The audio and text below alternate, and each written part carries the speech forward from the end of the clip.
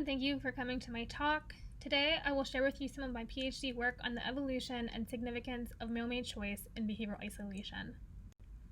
If you've ever found yourself looking at the amazing diversity of life on Earth, what you're actually being struck by is the fact that multiple species can coexist with one another and still remain distinct.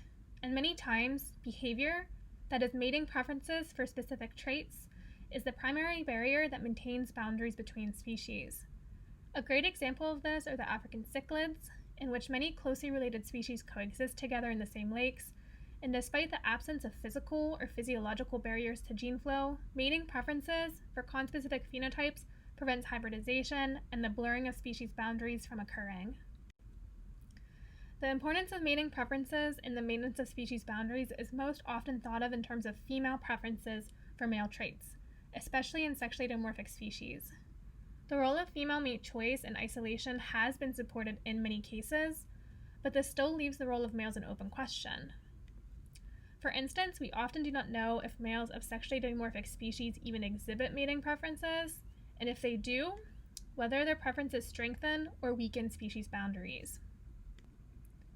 For my PhD research, I wanted to answer 3 fundamental questions about the role of male mate choice in the maintenance of species boundaries, focusing on 2 closely related species of sexually dimorphic darter fishes, Ethiostoma zonale and Ethiostoma barronense.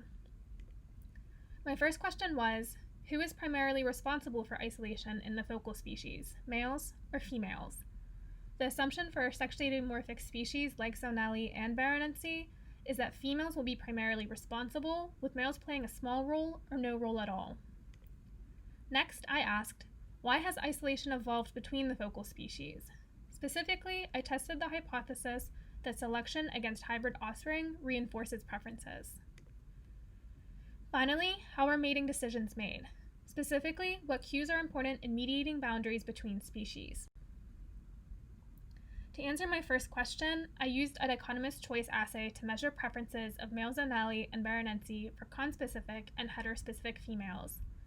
The same assay had previously been conducted with females, so using data on both male and female behavior, I was able to compare the strength of conspecific preference between sexes for each species.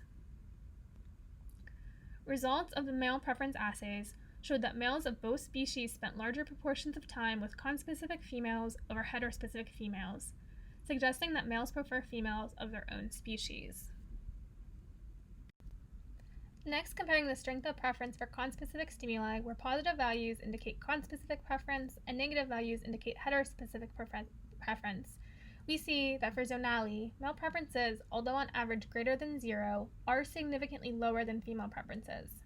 For barronense, however, male preferences are just as strong as female preferences, suggesting that, in this case, males play a much larger role in the maintenance of species boundaries than traditionally assumed for sexually dimorphic species.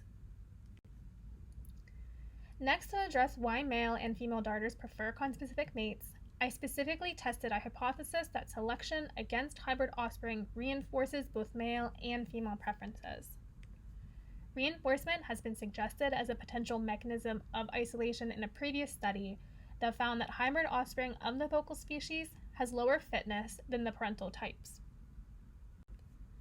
To further test whether reinforcement has led to isolation between species, I compared preferences for male and female zonale from sympatric and allopatric populations with respect to barronense, predicting that if reinforcement has strengthened boundaries between species, that sympatric populations should have stronger preferences than allopatric populations.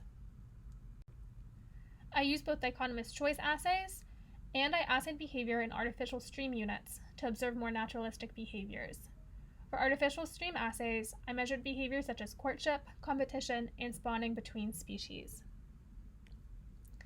I used mixed effect modeling to predict the effects of context, meaning sympatry or allopatry, population, sex, or any interaction of these terms on strength of preference. For both the dichotomous choice and artificial stream assays, model results found that context significantly predicted strength of preference, with both males and females from sympatric populations having stronger preferences than individuals from allopatric populations. We can see this by comparing the strength of preference between populations for dichotomous choice assays, and by looking at the total isolation index, which accounts for all behaviors directed towards conspecific relative to heterospecific individuals for artificial stream assays, again with positive values indicating conspecific preference. This supports that selection against hybrid offspring is likely to strengthen preferences in the focal species. Notably, there was no significant effect of sex in the model results, suggesting that similar evolutionary mechanisms shape both male and female preferences.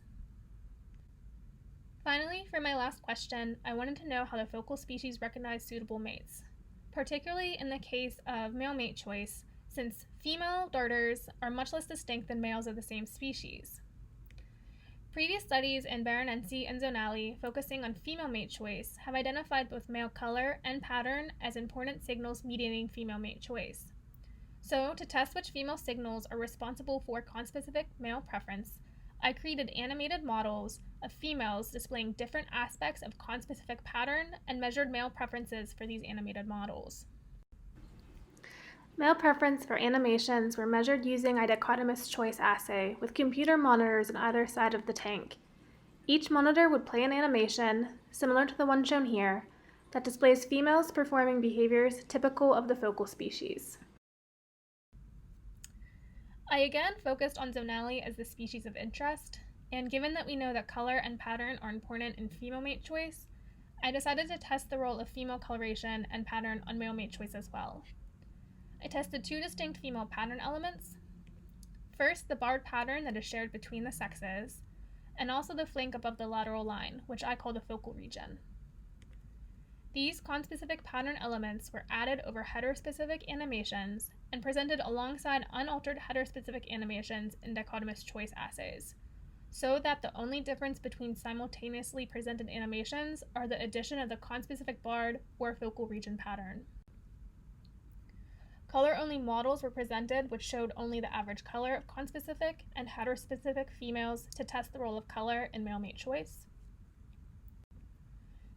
In addition to the barred, focal region, and color-only animations, I also tested male preferences for unaltered conspecific and heterospecific animations, which I call the baseline control, and to a non-focal region control, which included an equal area of conspecific signal as the focal region treatment, but an area that excluded patterning from the focal region itself.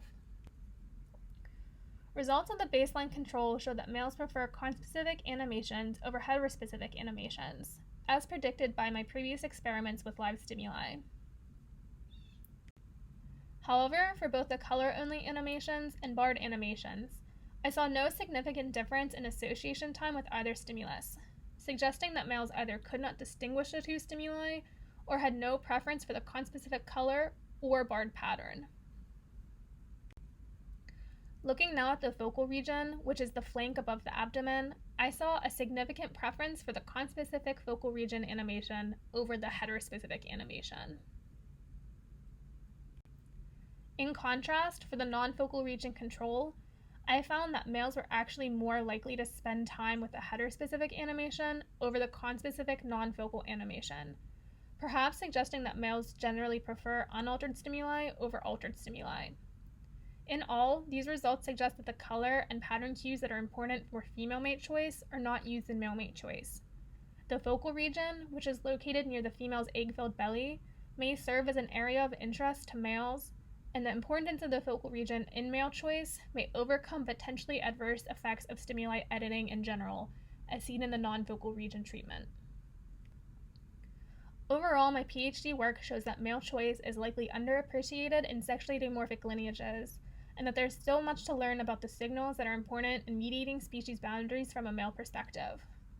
In all, I have shown that males of two sexually dimorphic species are choosy, and that their preferences are likely to contribute to the maintenance of species boundaries. I've shown that both male and female preferences may evolve through a process of reinforcement. And finally, I've shown that signals that are important in male and female mate choice are distinct, but that species-specific female signals do exist, even in species where females are considered drab. And with that, I would like to thank all of those who made this work possible, including the Mendelsohn Lab and my funding sources. I would like to thank all of you for attending, and now I would be happy to take any questions.